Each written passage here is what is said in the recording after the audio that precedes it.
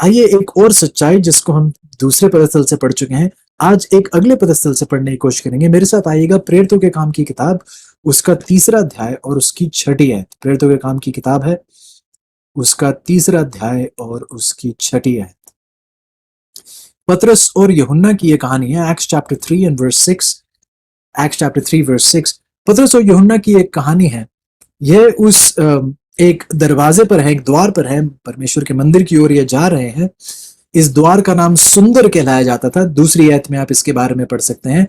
मंदिर का यह द्वार था, परमेश्वर के आराधनालय का यह द्वार था, और इस द्वार का नाम सुंदर कहलाया जाता था। बताया जाता है कि वहां पर एक व्यक्ति था जो बैठकर वहां पर भीख मांग रहा था। हम देखते हैं कि उस व्यक्ति से क्या शब्द कहे गए। बाइबल हमें यहां कहती है 6ठी आयत में, प्रेरितों के काम की 3:6 में बाइबल कहती है, तब पतरस ने कहा, चांदी और सोना तो मेरे पास है नहीं, परंतु जो मेरे पास है वह तुझे दे देता हूं।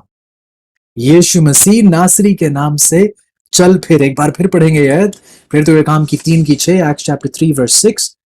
पतरस ने कहा, चांदी और सोना तो मेरे पास है नहीं, परंतु जो मेरे पास है वह तुझे देता हूं। यीशु मसीह नासरी के नाम से चल फिर। यदि आप यूनानी भाषा जो मूल भाषा में है उसमें यदि आप इस ऐत को पढ़ें तो कुछ इस प्रकार लिखा है कि चांदी और सोना तो मेरे पास है नहीं, लेकिन जो मेरे पास बचा है वह यह है कि यीशु नासरी के नाम से तू चल फिर। कई बार अजीजों, हमारे जीवन में इस बात का घमंड होता है कि हमने तो ये चीज भी त्याग दी है और ये भी त्याग दिया है, मैंने तो ये भी खो चुका हूं और ये सब कुछ भी खो चुका हूं, इसे भी त्याग दिया है, उसे भी छोड़ दिया है। सवाल ये नहीं है अजीजों कि आपने कितनी चीजें त्याग दी हैं, सवाल यह है कि आपके पास बचा क्या है। ध्यान से सुनिएगा, पतरस के शब्द बहुत ही महत्वपूर्ण शब्द है। पतरस कह रहा है कि मैंने अपने जीवन में सोना चांदी तो खो दिया है, उसकी कोई चिंता नहीं है, लेकिन मुझे इस बात की परवाह है कि मेरे पास बचा क्या है। आइए हम घमंड इस बात से ना करें कि हमने कितनी पाप, कितनी बुरी आदतें छोड़ दी हैं। सवाल ही होना चाहिए, पाप तो छोड़ दिए हैं, लेकिन आपके पास अब बचा क्या है? क्या आपके पास प्रभु यीशु बचे हैं या नहीं? सिर्फ पापों को त्याग देना पवित्रता नहीं कहलाया जाता, ये आधा कार्य है। आइएगा मेरे साथ यशायाह की किताब, उसका 1 अध्याय और उसकी 16 और 17 में देखिएगा। यशायाह की किताब, उसका 1 अध्याय, उसकी 16 और 17 आयत। Isaiah chapter 1 verse 16 and 17। Isaiah 1 16 and 17। यशायाह की 1 की 16 और 17 बाइबल कुछ इस प्रकार कहती है, अपने को धोकर पवित्र करो, मेरी आंखों के सामने से अपने बुरे कामों को दूर करो, भविष्य में बुराई करना छोड़ दो। ध्यान से सुनिए, बुराई करना छोड़ दो। 17 आयत की पहला वाक्य क्या कहता है? भलाई करना सीखो। एक बार फिर 16 आयत की आखिरी वाक्य क्या कहता है? बुराई करना छोड़ दो। 17 आयत का पहला वाक्य क्या कहता है? भलाई करना सीखो। ये एक मसीही सिद्धांत है चीजों, ये धार्मिकता का, स्वर्ग का एक बहुत महत्वपूर्ण सिद्धांत है कि बुराई करना छोड़ दो, भलाई करना सीखो। पवित्रता इन्हीं 2 सिद्धांतों पर कायम है कि बुराई छूट जाए और भलाई सीखी जाए। यदि आप सिर्फ बुराई को छोड़ते आ रहे हैं तो घमंड ना कीजिएगा। यदि आप सिर्फ बुराई को छोड़ते आ रहे हैं और इसी बात पर घमंड है कि हमने सब बुराई छोड़ दी है, लेकिन प्रभु यीशु के साथ आपका रिश्ता नहीं है, उसकी भलाई और उसकी पवित्रता में आप सीख नहीं रहे हैं, आत्मिक उन्नति नहीं कर रहे हैं, तो यह पवित्रता नहीं है। पवित्रता आधी अधूरी नहीं होती है। पापों को छोड़ देना, बुरे कामों को छोड़ना, ये आधा कार्य है। पूरा कार्य यह है कि आपने बुरे कामों को छोड़कर अब भलाई के कार्य को करना सीख लिया है। ये 2 बहुत मजबूत सिद्धांत हैं जिसके द्वारा मसीही जीवन आत्मिक उन्नति प्राप्त कर सकता है। पतरस इस सच्चाई को गहराई से पेश कर रहा है कि सोना चांदी तो मैंने त्याग दिया है, ये मेरे पास नहीं है, लेकिन मेरे पास जो बचा है, what I have left give I thee, जो मेरे पास बचा है मैं वह आपको दे रहा। अजीजों, वही सच्चाई हमारे सामने एक नए रूप से पेश की जाती है, और सच्चाई ये है अजीजों कि आप किसी और व्यक्ति को वह नहीं दे सकते जो आपके पास स्वयं नहीं है। आपको याद होगा, हमने बाइबल से पढ़ा था, करंथियों की किताब से परमेश्वर हमें बता रहे थे कि जो सुकून और शांति परमेश्वर ने हमें दी है, हम वही शांति दूसरों को पेश करने वाले बन सके। जब दूसरे क्लेश में हो, जैसे हम क्लेश में थे और परमेश्वर ने हमारे क्लेश में हमें शांति और सुकून दिया, हम भी दूसरों को वह शांति और सुकून देने वाले बन सकें जो शांति और सुकून हमने परमेश्वर से प्राप्त किया। लेकिन अजीजों, जब आपने खुद व्यक्तिगत रूप से वह शांति ना प्राप्त की हो, तो आप दूसरों को क्या देंगे? जब आपके पास स्वयं व्यक्तिगत रूप से प्रभु यीशु नहीं है, तो आप दूसरों के सामने प्रभु यीशु को किस प्रकार पेश करने वाले बन पाएंगे? ये बहुत जरूरी है अजीजों समझना। इस सच्चाई को समझना, इस पर अमल करना बहुत जरूरी है। ये सच्चाई बेन एंड व्हाइट हमें मिनिस्ट्री ऑफ हीलिंग एक किताब है, पेज 469 में कुछ इस प्रकार पेश करती हैं आपके सामने। यहाँ चैट में अंग्रेजी में है, लेकिन इसका अनुवाद करके आपके सामने रखेंगे। मिनिस्ट्री ऑफ हीलिंग में कुछ इस प्रकार कहती है, the gospel we present for the saving of souls must be the gospel by which our own souls are saved. जिस सुसमाचार को हम दूसरों के सामने पेश करने हैं, इस सुसमाचार के द्वारा पहले हम बचाए जाने चाहिए। ध्यान से सुनेगा, जो संदेश हम दूसरों के सामने पेश कर रहे हैं, इस संदेश के द्वारा पहले हम में एक बदलाव आना चाहिए। आज हम सवाल पूछते हैं कि हमारी सेवकाई में हम इतने जो प्रतिफल हमने पाना था वह क्यों नहीं पा रहे, इतनी निफलता क्यों है?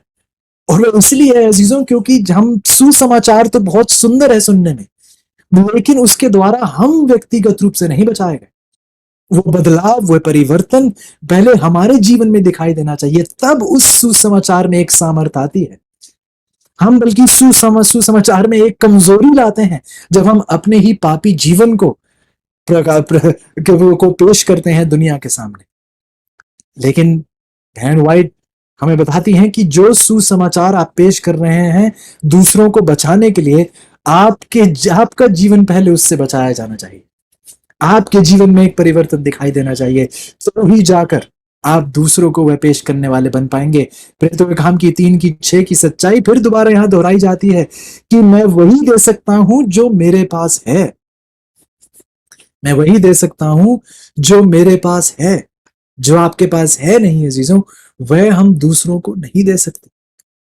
हमने भाई रेनी के बारे में प्रार्थना सुनी थी, जिनको कोढ़ हुई थी, और वह उन समाज में गए जहां और भी लोग थे जिनको कोढ़ हुई थी, और वह उनके सामने उस सुसमाचार को पेश कर रहे थे। उनमें जागृति आई, लेकिन जब वह ठीक होने लगे, उनको वापस भेज दिया गया, लोग दोबारा अपने दुनियावी रास्ते में चलने लगे, तो उन्होंने परमेश्वर से दुआ की कि प्रभु मुझ पर कोढ़ दोबारा आ जाए, क्योंकि जिसे उन्हें अपने जान की परवाह नहीं थी।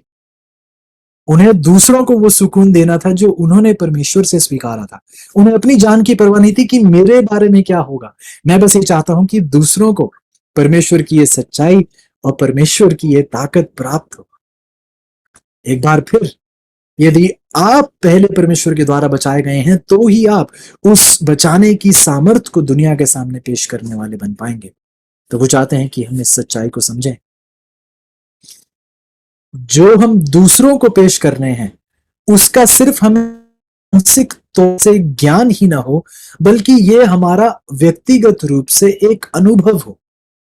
यदि ये जो सुसमाचार आप पेश कर रहे हैं, यदि ये आपका अनुभव नहीं है, तो उसकी उस समाचार की सामर्थ्य नहीं रहती है जो दूसरों के सामने पेश करने में। ऐसा हो कि उस सच्चाई की ताकत हमारे जीवन में किसी तरीके से दिखाई दे। आइए देखिए कि दाऊद इस सच्चाई को किस प्रकार से सामने रखता है। भजन संहिता की किताब में मेरे साथ जाइएगा, उसका 34 अध्याय और उसकी 4 आयत। भजन संहिता की किताब है, उसका 34 अध्याय और उसकी 4 आयत। भजन संहिता की 34 की 4। देखिए बाइबल यहां क्या कहती है। दाऊद कहता है, Psalm 34 verse 4, Psalm 34:4, दाऊद कहता है, मैं यहोवा के पास गया, तब उसने मेरी सुन ली और मुझे पूरी रीति से निर्भय किया। यदि आप अंग्रेजी में पढ़ें तो बाइबल कहती है, I sought the Lord, he heard me and he delivered me. उसने मुझे छुटकारा दिलाया। मैं प्रभु के पास गया, उसने मेरी सुनी और उसने पूरी रीति से मेरा बचाव किया, मुझे छुटकारा दिलाया मेरी पाप की बंदिश से। आइए हमारा भी एक ऐसा ही अनुभव हो आइए, जब हम दूसरों को रिहाई का समाचार पेश करें, जब हम दूसरों को पाप की गुलामी से ऊपर जो प्रभु हमें विजय प्राप्त करवाते हैं, यदि ये हमें दूसरों के सामने पेश करना है, तो आइए जैसा दाऊद का अनुभव था, ये हमारा भी अनुभव। जो हमें सीखना है कि हम प्रार्थना में प्रभु के पास कैसे जाएं। हम प्रार्थना में प्रभु के सामने अपने दिल को, जैसे हमने विलाप गीत की किताब से देखा है कि हमें अपने दिलों को पानी की नाई कैसे उंडेल देना चाहिए उसके सामने, जैसे प्रभु यीशु ने हमें प्रार्थना करना सिखाया है। जिस प्रकार से प्रभु यीशु अपना दिल खोलकर अपने पिता के सामने रख रहे थे, और वह उसके चेले इतने प्रभावित हुए कि उन्होंने पूछा कि प्रभु हमें भी ऐसी प्रार्थना करना सिखा। वह भी अपनी प्रार्थना करते थे, लेकिन जिस तरीके से प्रभु यीशु अपने दिल को अपने पिता के सामने खोल रहे थे, इससे वे बहुत प्रभावित हुए और कहा कि प्रभु हमें भी इस प्रकार प्रार्थना करना सिखा। अजीजों, क्या हमने दाऊद की तरह ऐसे प्रार्थना करना सीखा है कि हम प्रभु के पास जाएं और इस प्रकार से अपने दिलों को उसके सामने खोलें कि हम भी पूरी रीति से निर्भय किए जाएं, पूरी रीति से हम छुड़ाए जाएं, पाप की गुलामी से रिहा किए जाएं, ताकि हमारी सेवकाई में एक ऐसी सामर्थ आए। क्या आप देख रहे हैं अजीजों कि प्रार्थना का कितना करीबी रिश्ता है आपकी सेवकाई से। आपके परिवार का आपके परिवार की जो गवाही है, आपके परिवार की जो सच्चाई है, ये आप अपने समाज में तभी पेश कर सकते हैं प्रभु की सामर्थ में, यदि आप और आपका परिवार प्रभु के द्वारा पूरी रीति से छुड़ाया गया है। ये आपके घर की सच्चाई होनी चाहिए, इससे पहले कि यह आपकी समाज की सच्चाई बन पाए। आइए इस सच्चाई को प्रार्थना के साथ जुड़ते हुए और गहराई से देखेंगे। इब्रानियों की किताब उसका 4 अध्याय उसकी 14 से लेके 16 है। इब्रानियों की किताब उसका 4 अध्याय और उसकी 14 से लेके 16 आयत। Hebrews chapter 4 verses 14 through 16। Hebrews 4 14 through 16 Bible कहती है, सो जब हमारा ऐसा बड़ा महायाजक है जो स्वर्गों से होकर गया है, अर्थात परमेश्वर का पुत्र यीशु, जो आओ हम अपने अंगीकार को दृढ़ता से थामे रहें, क्योंकि हमारा ऐसा महायाजक नहीं जो हमारी निर्बलताओं में हमारे साथ दुखी ना हो सके, वरन वह सब बातों में हमारी नाई परखा तो गया, तो भी निष्पाप निकला। इसलिए आओ हम अनुग्रह के सिंहासन के निकट हियाव बांध कर चलें कि हम पर दया हो और वह अनुग्रह पाएं जो आवश्यकता के समय हमारी सहायता करे। एक बार फिर अजीजों, क्या आपने देखा यहां प्रार्थना के लिए हमें निमंत्रण दिया जा रहा है, लेकिन हमें प्रार्थना कहां करनी चाहिए? क्या कहा जाता है? हम प्रार्थना करते हुए कहां आए? अनुग्रह के सिंहासन के निकट आए। ध्यान से सुनिएगा, प्रार्थना करने के लिए हम कहां आए? हम उसके अनुग्रह के सिंहासन के निकट आए। और वहां उस अनुग्रह के सिंहासन के निकट क्यों आए? क्यों? उस सिंहासन के पास कौन है? बताया जाता है क्योंकि वहां पर हमारा महायाजक प्रभु यीशु है। क्योंकि वह वहां पर है, इसलिए हम भी वहां जा सकते हैं, उसके ऊपर हियाव रखते हुए। हमारा हियाव अपनी अच्छाई, अपनी भलाई, अपनी धार्मिकता पर नहीं, हमारा हियाव उस प्रभु यीशु पर है। हम उसमें बंधे रहकर हम उसके सिंहासन के करीब आ सकते हैं। हम इसलिए आ सकते हैं जीजों, क्योंकि जब प्रभु यीशु इस दुनिया में थे, बाइबल बताती है कि हम उसके पास जा सकते हैं, क्योंकि हमारी ही तरह हर बातों में हमारी ही नाई वह परखा तो गया था, तो भी प्रभु यीशु निष्पाप निकला। इसलिए उस पर भरोसा रखते हुए हम आ सकते हैं। उसने हमारी मुसीबतें उठाई, हमारी परेशानियों से वह गुजर कर गया। जो परीक्षाएं हमारे ऊपर आई, उसने भी वह परीक्षाएं देखी और उनके ऊपर वह सफल हुआ। और क्योंकि प्रभु यीशु सफल हुआ, इसलिए हम उसके पास आ सकते हैं, उससे प्रार्थना कर सकते हैं, एक हियाव के साथ उसके करीब आ सकते हैं, क्योंकि वह हमें विजय दिलाने के योग्य है। इसलिए बाइबल बताती है कि हम हियाव बांध कर चलें, हम हियाव बांध कर चलें और ये जाने कि जो आवश्यकता के समय हमारी सहायता करे, जो आवश्यकता के समय हमारी सहायता करने के योग्य है। जीजन, जो आवश्यकता के समय, ध्यान से सुनिए, आपकी मर्जी के मुताबिक नहीं, जब आप कहें तभी नहीं, लेकिन आपकी आवश्यकता के मुताबिक। एक बहुत पुराना अंग्रेजी का गीत है कि परमेश्वर हमेशा तो नहीं आते जब आप उन्हें आना आप चाहते हैं कि वह आए। परमेश्वर हमेशा तो नहीं आते जब आप चाहते हैं कि वह आए, लेकिन वह कभी देरी से नहीं आते। ध्यान से सुनिएगा कि इन शब्दों का गहरा मतलब क्या है। प्रभु तब तब तो नहीं आ पहुंचेंगे जब जब आप कहें कि अभी आकर आप मेरे सामने खड़े हो, लेकिन प्रभु कभी भी देरी से नहीं आएंगे।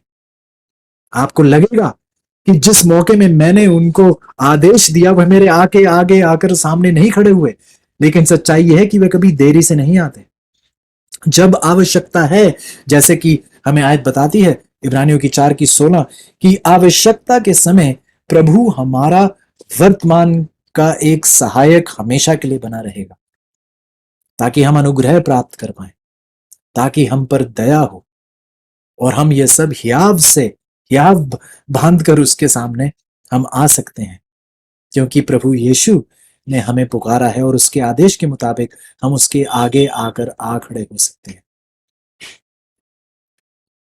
ध्यान दीजिएगा जीजों की परमेश्वर चाहते हैं कि हम इस आदत में आए, हम इस आदत में आए, जैसे हम बीते कल में भी पढ़ते आए हैं, हम इस आदत में आए कि हम कभी भी, जैसा हमने पढ़ा बहन एल वाइट ने हमें सिखाया डिजायर वेज की किताब में, कि हर मुसीबत क्या है, प्रार्थना का एक निमंत्रण है। हमें ये भी सिखाया गया कि हर मुसीबत का आप हल निकालने की कोशिश ना करें, हर मुसीबत में आप अपना हल निकालने की कोशिश ना करें, बल्कि हर मुसीबत में आप परमेश्वर की ओर जाएं। परमेश्वर ही हमारी सामर्थ है। एक बार फिर आइएगा, देखेंगे बहन एंड वाइट हमें यहाँ बताती हैं, क्राइस्ट ऑब्जेक्ट लेसन किताब है, 172 उसका पेज है। उसमें देखिए बहुत सुनहरे शब्द हमारे सामने यहाँ पेश किए जाते हैं। एक मिनट, आइए अंग्रेजी में है, उसका अनुवाद भी करेंगे। देखिए बहन एंड वाइट क्या कहती हैं। कहती हैं कि परमेश्वर ने हमें बताया है भजन संहिता की 50:15 में कि आप मुझे पुकारें अपनी मुश्किल के, अपनी विपत्ति के दिन में आप मुझे पुकारें। फिर आगे वो कहती हैं कि परमेश्वर हमें एक निमंत्रण देता है कि हम उसके सामने अपनी मुसीबतें, अपनी जरूरतें पेश करें और हमारी उस पवित्र सहायता की जरूरत जो है उसको भी हम परमेश्वर के सामने पेश करें, क्योंकि परमेश्वर हमें आदेश देता है कि हम जल्द रहें, हम बिल्कुल हाजिर रहें प्रार्थना में, हम बहुत जल्दी से परमेश्वर के पास प्रार्थना में आए। जैसे ही हमारी मुसीबत आ खड़ी होती है, हमें एक संजीदगी से भरी हुई एक दरख्वास्त परमेश्वर के सामने रखनी चाहिए। ये परमेश्वर का निमंत्रण है और हम इस आदत में आए, अजीजों ध्यान दीजिएगा, हम इस आदत में आए कि हम अपनी सारी मुसीबतें, परेशानियां, अड़चने परमेश्वर के सामने रखना हम सीखें। अजीजों कमजोरी ये है कि बहुत से लोग प्रार्थना को बिल्कुल आखिर के वक्त तक छोड़ देते हैं, आखिरी कड़ी के तौर पर उसका इस्तेमाल करते हैं। बीमारी का ही आप दौर ले लीजिए, इस महामारी के दौर में ही आप देख लीजिए, कई लोगों को प्रार्थना तब याद आती है जब या तो हॉस्पिटल में एडमिट हो गए हैं, उनकी अब जान पर बन आई है, तब उन्हें प्रार्थना आती है। उससे पहले सब गोलियां लेने की कोशिश करेंगे, दवाइयां लेने की कोशिश करेंगे, हर प्रकार के डॉक्टर के सुझाव को सुनेंगे। और मैं नहीं कह रहा कि डॉक्टर के सुझाव को सुनना बुरी बात है, मैं कह रहा हूं कि हम परमेश्वर को एक आखिरी कड़ी बनाकर रख देते हैं, क्योंकि डॉक्टर परमेश्वर से बड़ा है।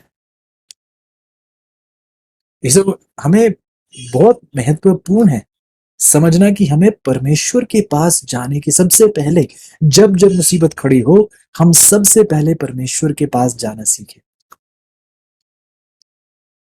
लेकिन जब हमारी जान पर बनाती है, तब ही जाकर कई लोग परमेश्वर को याद कर पाते हैं।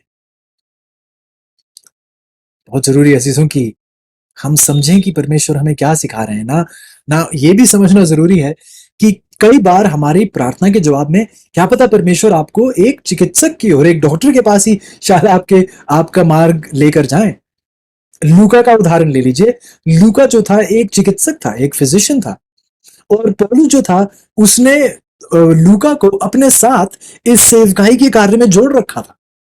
जिसका मतलब क्या हुआ कि पौलुस को पता था कि कई बार लूका के द्वारा, उसके उसके शरीर के ज्ञान के द्वारा बहुत से लोगों को चंगाई प्राप्त हो पाएगी। लूका बहुत अच्छी बातें सिखा पाएगा लोगों को। तो देखिए एक बहुत अच्छा सुनहरा एक बैलेंस है जो बाइबल हमें बताती है। हमें परमेश्वर के पास पहले जाने की जरूरत है, ताकि परमेश्वर हमें दिखा सकें कि हमें आगे का कार्य कैसे आगे बढ़ाना है, सेवकाई में भी आगे कदम कैसे बढ़ाने हैं। पिछले ही यहाँ पर अभी पिछले ही जो सबक हैं वो बार बार दोहराए जा रहे हैं। यदि परमेश्वर का उदाहरण ले लीजिए, हमने देखा कि परमेश्वर ने अपने जीवन में, प्रभु यीशु ने अपने जीवन में, इससे पहले कि उन्होंने चेलों को पुकारा और उन्हें अभिषिक्त किया, उससे पहले पूरी रात में क्या कर रहे थे? प्रार्थना कर रहे थे। तो प्रभु यीशु ने खुद ऐसा किया। फिर मत्ती की 9 में उन्होंने अपने चेलों से कहा कि देखिए फसल तो तैयार है लेकिन काटने वाले मजदूर नहीं है। इसीलिए उन्होंने क्या कहा कि आप जाके मजदूरी करो? नहीं, प्रभु ने कहा आप उस फसल का जो महाराजा है, फसल का जो स्वामी है, आप उससे प्रार्थना करें, वह भेजेगा। आप अपने आप को नहीं भेज सकते हैं सेवकाई में। फसल के उस स्वामी से प्रार्थना करें, कटनी के उस स्वामी से प्रार्थना करें। वह जानता है किसको कहां भेजना है, किस कार्य के लिए भेजना है। आप अपनी मर्जी से ना जाएं, प्रभु के दिखाए हुए रास्ते के मुताबिक आप जाएं। अजीजों, इसलिए चाहे मुसीबत या तो आर्थिक समस्या हो या फिर एक शारीरिक या मानसिक समस्या हो, जब जब मुसीबतें उठें, आइए हम प्रभु के पास प्रार्थना में जाना सीखें। हमें कहां जाना चाहिए? जैसा हमने पढ़ा, उसके अनुग्रह के सिंहासन के सामने। कोई सवाल पूछता है कि ये क्या मतलब है, इसका मतलब क्या हुआ, इसके कहने का मतलब क्या हुआ, अनुग्रह का सिंहासन? ये अनुग्रह का सिंहासन क्या होता है? तो आइए इसको और ध्यान से पढ़ने के लिए जो आइएगा मेरे साथ इब्रानियों की किताब और उसका 6वां अध्याय। इब्रानियों की किताब उसका 6वां अध्याय, और हम देखेंगे इसकी 19 और 20 आयत। इब्रानियों की 6 और उसकी 19 और 20। Hebrews chapter 6 verses 19 and 20। देखिए बाइबल क्या कहती है, इब्रानियों की 6 की 19 और 20। वह आशा हमारे प्राण के लिए ऐसा लंगर है जो स्थिर और दृढ़ है और पर्दे के भीतर तक पहुंचता है, जहां यीशु मलकीसदिक की रीति पर सदा काल का महायाजक बनकर हमारे लिए अगुवाओं की रीति पर प्रवेश हुआ है। ध्यान से सुनिए, पहले हमने पढ़ा इब्रानियों की 4 में कि हमें उस अनुग्रह के सिंहासन के करीब आना चाहिए। ये अनुग्रह का सिंहासन क्या होता है? इब्रानियों की 6 हमें बताती है कि हमारे प्राण के लिए ऐसा लंगर है जो स्थिर और दृढ़ है, वह पर्दे के भीतर तक पहुंचता है। पर्दे के भीतर क्या है? यदि आपको पवित्र स्थान की पढ़ाई याद हो, तो जब आप उस तंबू में चले जाते थे तो एक पवित्र स्थान था, फिर एक पर्दा था और महापवित्र स्थान था जहां वो सोने का संदूक था, वाचा का संदूक था। और बाइबल हमें बताती है कि प्रभु यीशु उस महापवित्र स्थान तक पर्दे के पार जा पहुंचे हैं। जिनको भविष्यवाणी की पढ़ाई अच्छे से याद है, तो 1844 से प्रभु यीशु उस महापवित्र स्थान में सेवकाई कर रहे हैं, उस पर्दे के पार, जहां बाइबल बताती है कि वहां सदा काल के महायाजक बनकर हमारे लिए अगुआ की रीति पर प्रवेश हुआ है। वह हमारे अगुआ बनकर, अंग्रेजी में लिखा है हमारे फोर रनर बनकर, हमारे से पहले जाकर उन्होंने हमारे लिए एक रास्ता तैयार किया है, हमारे लिए एक अगुआ बन पाए हैं, और उस रीति पर वह हमारे लिए एक प्रवेश का रास्ता तैयार कर रहे हैं। इसको ध्यान दीजिए कि एक कितना सुनहरा सत्य यहां पेश किया जाता है। यहां पर पौलुस अजीजों हमें कुछ ऐसे लोगों के तौर पर पेश करता है जो सहायता के लिए, बचाव के लिए ढूंढ रहे हैं, दर दर भटक रहे हैं। और पौलुस कहता है वह जा सकते हैं कहां पर? वह उस प्रभु यीशु के पास जा सकते हैं जो पर्दे के भीतर तक जा पहुंचा है। हमारे लिए उस पर्दे के भीतर एक लंगर लगा हुआ है, एक लंगर लगा हुआ है जो स्थिर और दृढ़ है। हम वहां जा सकते हैं, हम वहां जा सकते हैं। बाइबल कहती है हमारे पास वहां एक उम्मीद है, एक दृढ़ वाचा हमारे लिए वहां है। हमारे जीवन के लिए एक बहुत गहरी मजबूत एक नींव हमारे लिए वहां खड़ी है। अंग्रेजी की बाइबल कहती है we have an anchor of the soul, both sure and steadfast which enters that within the veil। हमारे लिए एक दृढ़ वाचा है, एक ऐसी मजबूत नींव है। प्रभु यीशु है हमारी मजबूत नींव है, जिसके साथ हम उस पर्दे के भीतर जा सकते हैं। वह हमारा अगुआ बनकर वहां आगे गया है, हम वहां जा सकते हैं। ध्यान से सुनिएगा चीजों, इसलिए उस सिंहासन को अनुग्रह का सिंहासन कहलाया जाता है, क्योंकि प्रभु यीशु हमारे से आगे, हमारे अगुआ बनकर वह उस अनुग्रह के सिंहासन पर है। वह हमें पुकारते हैं और वह कहते हैं कि हम जाकर उसकी इस दृढ़ता को स्वीकार सकते हैं, उसके इस बचाव को स्वीकार सकते हैं, उसके इस अनुग्रह को स्वीकार सकते हैं। यह अनुग्रह का सिंहासन इसलिए है क्योंकि प्रभु यीशु हमारा अनुग्रह है, वह हमारा अगुआ है, वह हमारी मजबूत नींव बनकर उस महापवित्र स्थान में हमारे लिए मध्यस्थता करता है, ताकि हम सदा की का जीवन प्राप्त कर पाए उसके साथ। ये प्रभु का एक निमंत्रण है हमारे प्रति, ताकि हम उसके करीब आकर उसकी पूर्णता को स्वीकारने वाले बन सके। वाह, आइएगा मेरे साथ एक और सत्य को देखने की कोशिश करेंगे। यदि आप 18 से पढ़ने की शुरू करें, इब्रानियों की 6 में ही हैं हम, इब्रानियों की 6 की 18 से यदि आप पढ़ना शुरू करें तो बाइबल कहती है, ताकि दो बेबदल बातों के द्वारा जिनके विषय में परमेश्वर का झूठा ठहराना अनहोना है, हमारा दृढ़ता से ढांढस बंध जाए, जो शरण लेने के लिए इसलिए दौड़े हैं कि उस आशा को जो सामने रखी हुई है प्राप्त करें। जैसा हमने पहले जिक्र किया, पौलुस हमारा वर्णन कुछ ऐसे शरणार्थियों की तरह पेश करता है जो शरण की खोज में है। क्यों? क्योंकि पाप से भागकर, पाप से आगे दौड़ते दौड़ते वे ढूंढ रहे हैं कि हम कहां पर जाकर शरण प्राप्त कर पाएंगे। पौलुस के ही शब्द देखिएगा, इब्रानियों की 12 में मेरे से जाएगा, इससे पहले हम दोबारा लौट कर इब्रानियों की 6 में आएंगे, लेकिन इब्रानियों की 12 में मेरे साथ जाइएगा। देखिए बाइबल क्या कहती है।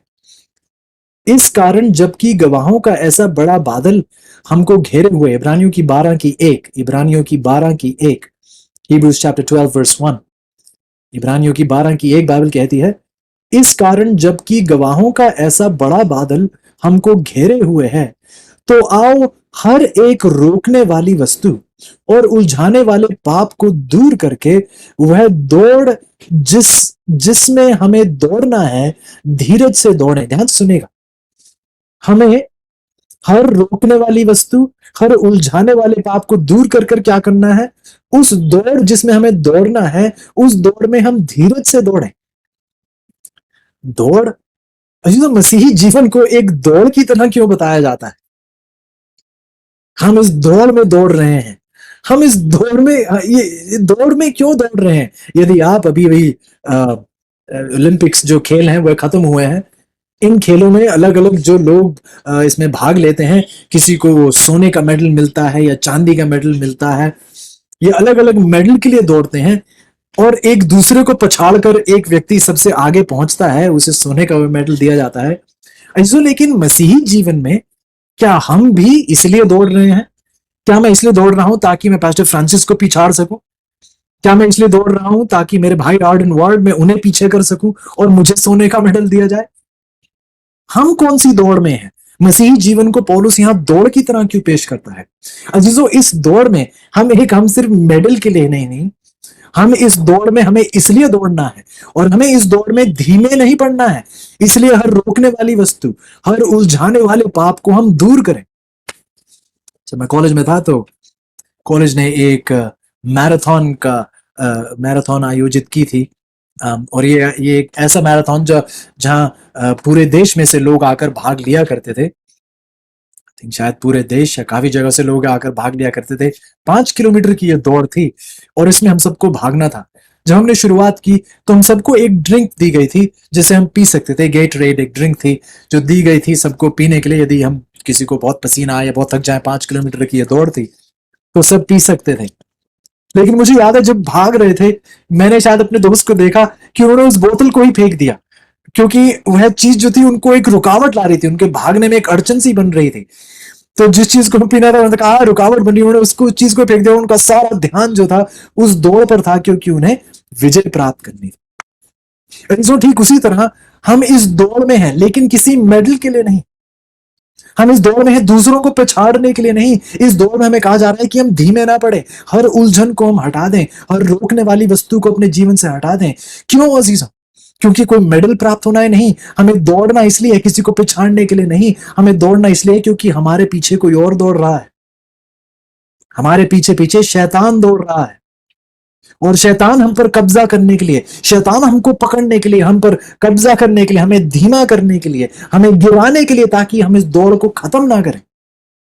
एक दूसरे के साथ हम दौड़ नहीं दौड़ रहे हैं, हम शैतान के खिलाफ दौड़ रहे हैं, हम उसके कब्जे से छूट कर हम दौड़ रहे हैं। इन खेलों में ही एक एक व्यक्ति की गवाही को मैं सुन रहा था, और एक व्यक्ति अपनी गवाही दे रहा था, वह दौड़ने वाला व्यक्ति था, दौड़ करता था, और उस व्यक्ति ने अपना उदाहरण दिया, अपनी गवाही दी, और वह कहता है कि वह जापान का वह व्यक्ति था, और वह कहता है कि वो जापान में सबसे तेज व्यक्ति माना जाता है, दौड़ने में सबसे तेज है। और उसने बताया कि एक राज जो है उसका, जिसकी वजह से वो इतना तेज दौड़ पाता है, कहता है कि मैं जब दौड़ता हूं तो मैं ध्यान में रखता हूँ कि मेरे पीछे कोई गाड़ी आ रही है, या मेरे पीछे कोई कोई मुझे ऐसे कोई पीछे गाड़ी बहुत तेजी से आ रही है, उस चीज को ध्यान में रखते हुए मैं भागता हूं कि कहीं वो गाड़ी मेरे ऊपर ना चढ़ जाए या कुछ। अजीजों, हमें उस तेज गति से इस मसीही जीवन में हमें तेजी से परमेश्वर के साथ आत्मिक उन्नति में बढ़ना है, किसी और भाई या बहन को पछाड़ने के लिए नहीं, बल्कि शैतान को पछाड़ने के लिए, ताकि वो हम पर पकड़ ना बना ले, ताकि वो हमारे करीब ना पहुंच जाए। हमें आगे और आगे पवित्रता में बढ़ते चले जाना है। हर रुकावट बनने वाली चीज को, हर उलझाने वाले पाप को हमें दूर करना है, क्योंकि हमें इस दौड़ में आगे जाना है। क्यों? अब आप इब्रानियों की 6 को बेहतरी से समझ पाएंगे। इब्रानियों की 6 की 18 में अब आप जाइएगा एक बार फिर मेरे साथ, Hebrews 6 verse 18, इब्रानियों की 6 की 18। अब संदर्भ में शायद हमें बेहतरी से समझ में आएगी, जो पौलुस यह कहता है कि हम जो शरण लेने के लिए जो शरण लेने को इसलिए दौड़ रहे हैं। अब हमें समझ में आता है कि हम दौड़ में क्यों हैं, क्योंकि हम शरण ले रहे हैं। हम पाप से भागकर, पाप की गुलामी से भागकर हम शरण की खोज में हैं कि कहीं पाप हमें दोबारा गुलामी में ना खींच ले। इसलिए हम इस दौड़ में हैं, इस मसीही दौड़ में हैं कि पाप की गुलामी में हम दोबारा कभी उस कब्जे में ना आ जाएं। इसलिए हर रुकावट को हम निकाल दें और हम दौड़ लगाते हुए, इब्रानियों की 6 की 18 कहती है कि उस आशा को जो सामने रखी हुई है हम उसे प्राप्त करें, उस आशा पर अपनी नजरें बनाए हुए। यह आशा क्या है? यह आशा हमारे प्राण के लिए ऐसा लंगर है जो स्थिर और दृढ़ है। और यह आशा कहां है? यह पर्दे के भीतर तक पहुंचता है। ये आशा जो है प्रभु यीशु है, जो उस पर्दे के पार है, जो उस महापवित्र स्थान में है। वह आशा प्रभु यीशु है, जो हमारा धीरज है, जो हमारी हमारी दृढ़ नींव है, जो एक मजबूत नींव है हमारे जीवन के लिए, जो कायम है। आइए हम इस दौड़ में आए और उस अनुग्रह के सिंहासन के करीब आए। अजीजों, बाइबल हमें इब्रानियों की 6 से, इब्रानियों की 12 से इसी सच्चाई को हमारे सामने पेश करती है कि यदि हमें पाप के ऊपर जयवंत होना है तो हमें प्रार्थना के साथ, जैसा हमने इब्रानियों की 6 में पढ़ा, इब्रानियों की 4 में बल्कि हमने पढ़ा कि हम उसके अनुग्रह के सिंहासन के सामने आए, इस हियाव को बांधते हुए आए। और ये हियाव जो है उस प्रभु यीशु जो हमारी आशा है उस पर बंधा रहे, कि उसमें हम जयवंत हो सकते हैं, उसमें हम शरण प्राप्त कर सकते हैं। हम शरणार्थी बन सकते हैं जब हम आकर प्रभु यीशु में आप आकर अपनी आशा और अपनी शरण को प्राप्त कर पाएंगे। पाप से दौड़ लगाते हुए, पाप से छुटकारा पाते हुए हम अपनी नजरें उसी पर कायम रखें। बल्कि इब्रानियों की 12 भी इसी बात को बताती है। एक बार फिर इब्रानियों की 12 का दौरा करेंगे। इब्रानियों की 12 की 1 इसी बात को बताती है कि हर उलझाने वाले पाप को दूर करें, उस दौड़ जिसमें हम दौड़ना है धीरज से दौड़ें और विश्वास के कर्ता और सिद्ध करने वाले यीशु की ओर ताकते रहें। इस दौड़ में यदि हमें सफल होना है तो चीजों हमें आगे पीछे या पीछे मुड़कर नहीं देखना है। इस दौड़ में यदि हमें सफल होना है तो हमारी आंखें, हमारी नजरें, हमारा ध्यान सदा प्रभु यीशु को ही ताकता रहे, सदा प्रभु यीशु को ही ताकता रहे, जिसके बारे में इब्रानियों की 12 की 2 कहती है, Hebrews 12:2 कहती है, जिसने उस आनंद के लिए जो उसके आगे धरा था लज्जा की कुछ चिंता ना करके क्रूस का दुख सहा और सिंहासन पर परमेश्वर के दाहिने जा बैठा। सिर्फ उस आनंद के लिए अजीजों, उसने लज्जा की भी चिंता ना करी। उसको क्रूस पर नंगा टंगाया गया। मैंने आपको बताया है, प्राचीन काल में जब जब दोषियों को क्रूस पर चढ़ाया जाता था तो उनके उनके शरीर पर एक भी वस्त्र नहीं होता था, उन्हें नंगा चढ़ाया जाता था क्रूस पर। प्रभु ने उस लज्जा की भी चिंता ना करी। क्यों? क्योंकि हमारे बचाव का आनंद, हमारी शरण का आनंद उसके दिल के ऊपर कब्जा ले चुका था। हमारे उद्धार की सच्चाई उसके दिल के ऊपर अब हावी हो चुकी थी। क्रूस का दुख उसने सहा। क्यों? क्योंकि उसके दिल में सच्चाई थी कि यदि मैं इस संघर्ष में यदि मैं जयवंत हुआ तो मैं दूसरों के लिए एक शरण स्थान बन पाऊंगा। यदि मैं जयवंत हुआ तो अब मैं, ध्यान से सुनिए, प्रेरितों के काम की 3:6 में हमने क्या पढ़ा? पतरस कहता है कि मैं वही दे रहा हूं जो मेरे पास बचा है, जो मेरे पास है। प्रभु यीशु भी कहते हैं मैं आपको जयवंत, मैं आपको विजय दे रहा हूं क्योंकि ये मेरे पास है। जिस प्रकार से मैंने विजय प्राप्त की, यदि आप मेरे पास आकर पाप से छुटकारा पाकर उस मसीही दौड़ में दौड़ते हुए यदि आप मेरे करीब आएंगे तो मैं भी आपको वही विजय दे सकता हूं जो मैंने स्वयं व्यक्तिगत रूप से प्राप्त की। जिस संघर्ष से मैं गुजरा हूं, उस संघर्ष में भी विश्वास में दृढ़ और कायम कैसे रहना है, ये मैं आपको दे सकता हूं क्योंकि ये मेरे पास है। ये कोई काल्पनिक चीजें नहीं है, ये मेरा व्यक्तिगत अनुभव है। मैं वह दे रहा हूं जो मेरे पास है।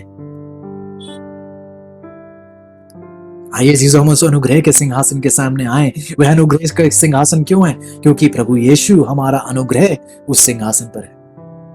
उसने एक जय प्राप्त की है, वही हमारी शरण स्थान है। और हम शरणार्थियों की तरह उस पर अपना हियाव बांधकर, वही हमारी आशा है, उसी की ओर ताकते हुए, इधर उधर नहीं देखते हुए। आइए हम अपने सवालों का जवाब, अपनी इन परेशानियों का हल इधर उधर से ना पाएं, क्योंकि बाइबल हमें स्पष्ट रूप से बताती है जब जब परेशानी उठे प्रभु यीशु की ओर, उस सिंहासन की ओर हियाव बांधकर उसके करीब आए, बेझिझक उसके सामने आए, लज्जा छोड़कर, यदि आपको याद हो, लज्जा छोड़कर उसके सामने आए, ताकि प्रभु हमें वह सामर्थ्य दे सके, हमें वह काबिलियत दे सके, हमें वह दृढ़ता दे सके, हमें वह विजय दे सके जो वह बहुत देर से हमें देने की कोशिश में है। आइए एक बार फिर प्रभु के वचन से उम्मीद करता हूं कि आपको एक भरोसा, एक विश्वास, एक वायदा प्राप्त होता है। और ध्यान रहे अजीजों कि प्रभु अपने वायदों का पक्का है, अपनी जुबान का पक्का है। यदि आज आप चिंतित हैं, परेशान हैं, एक शरण स्थान है जो प्रभु यीशु स्वयं है, और उसका दिल हर्ष और उल्लास से भर जाता है जब हम उसी में अपनी शरण प्राप्त करके अनंत जीवन उसी के साथ जोड़कर बिताने में आगे बढ़ते हैं। आइए विनती करता हूं कि आप प्रभु यीशु के समीप जाएं और उसी में अपनी सामर्थ और उसी पर अपना हियाव बांधकर जयवंत हो पाए अनंत काल के लिए। आइए, घबराइएगा नहीं, परेशानियों को हल करने की कोशिश ना करें। प्रभु यीशु के पास जाएं जो हमारी समस्याओं का हल है, हमारे सवालों का जवाब है।